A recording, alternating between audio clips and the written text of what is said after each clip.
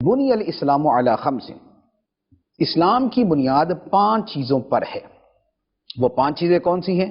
فرمایا شہادتی اللہ الہ الا اللہ وان محمد عبدہ ورسولہ، ایک اس بات کی شہادت کہ اللہ کے سوا کوئی معبود نہیں اور بے شک محمد صلی اللہ علیہ وسلم اللہ کے رسول ہیں، یہ ایک بات ہے۔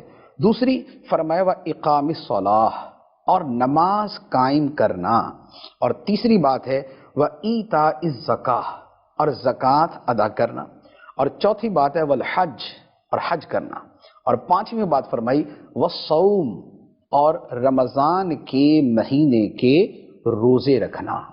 تو اب یہ ان عبادات کی جو اہمیت ہے، جو ان کی افادیت ہے، اور جو ان کا خاص مقام ہے بندے کے اسلام اور ایمان کے ساتھ، ان کی وجہ سے انہیں دین اسلام کی بنیادیں قرار دیا ہے کہ دین اسلام کی بنیاد ان چیزوں پر ہے۔